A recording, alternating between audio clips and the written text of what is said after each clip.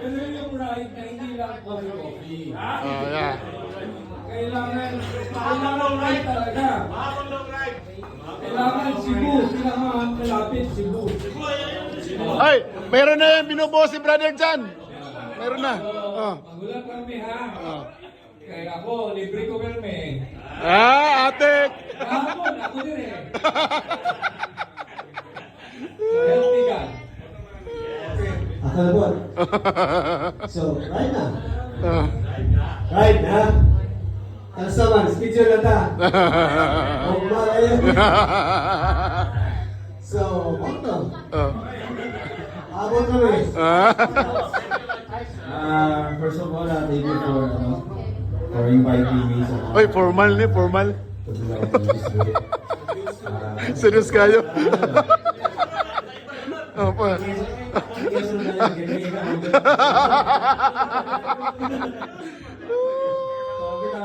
Thank you guys, thank you brothers for inviting us for sa Brother Tone.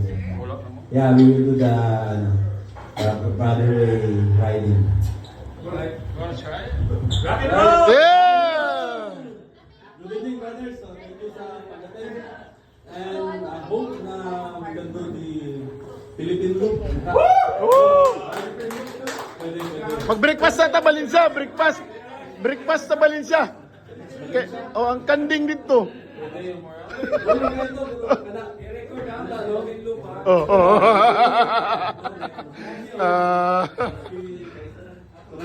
Okay. Parang paalam na tayo sa business. Actually, wala din kami nag-expect ni brother na makilibili niya sa event. Okay, salamat kayo ni Thunderclap sa pag-accept sa mga and mo, kung nagahulan ko kung basta mag-ride mo ba sa biking eh. So, Yeah! wala tayo kung kamusta ka mag-ride. Kung gusto, long ride. Yeah! Yeah!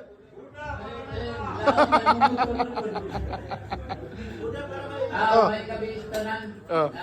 Nagsalamat Oh. kayo na gitawat ko ni Brother John, mamimbo sa ruling Dawat ka sila, wala.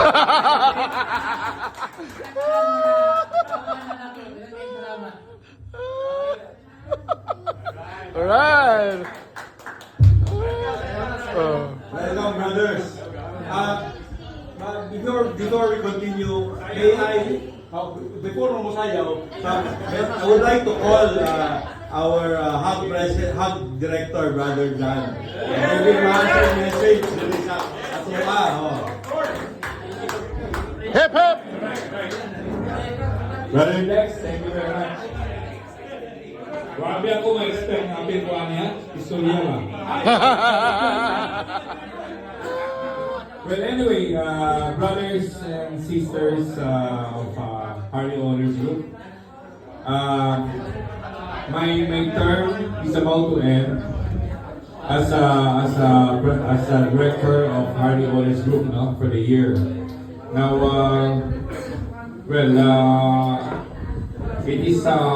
it was always my pleasure to create the rides, long rides, no, ever since.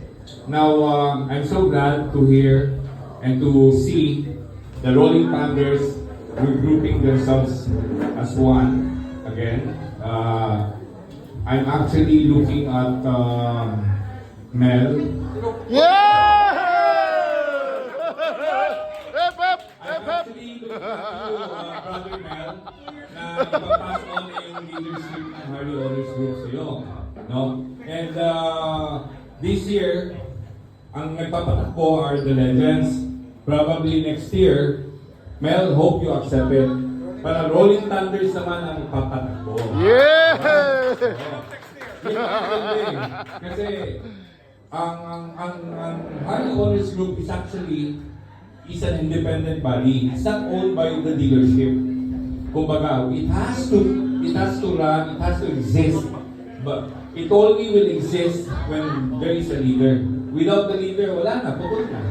Di ba? Yeah. So whoever will lead, we will all support, obviously. Kasi mahal natin mag-ride eh. Gusto natin mag-ride. So gawin natin. Now,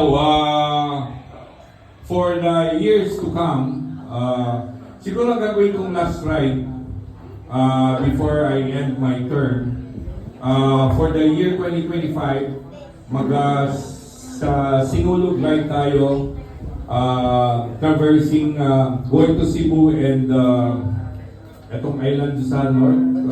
Batayan Island. Reserve 3 to 4 days. Papuntang Cagayan, overnight tayo sa barko. Pagdating ng Cebu, Bantayan ride na. tayo sa Sinulog. Then diretso tayo sa Bantayan. Doon tayo matulog. Overnight. Pagbalik, overnight ulit sa barko. Uwi na ng Davao. Oh. Baya Cagayan. Mas tipid. So, how many nights? 3 nights. Mas tipid, one hotel lang. Dalawang gabi sa barko. Now, my last, yung last bucket list na nasa akin during my leadership is Palawan. Palawan, yung nobody ever took their motorcycles riding in Palawan.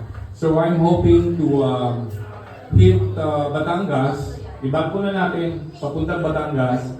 From Batangas, barko papuntang El Nido. Then from El Nido, diretso hanggang Malaba, balik ng Puerto Princesa, tawid ng Iloilo. Then from Iloilo, Bacolod, Dumaguete, Lampic na. And that will take around 15 days. So, yung 15 days, paghanda nyo, if ever that will happen this summer. Maglaban na kayo! Target is this summer. That will be around April. So if you have 15 days to spare, we'll do that. I'll take the lead. After that, I'll turn it over to Melna. Yeah! So sabay nga. Alright? Okay.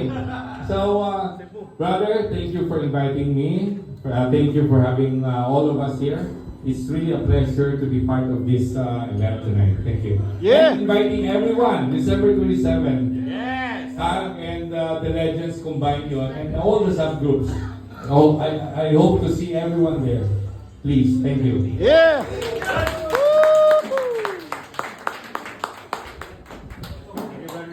Thank you. Brother Mel.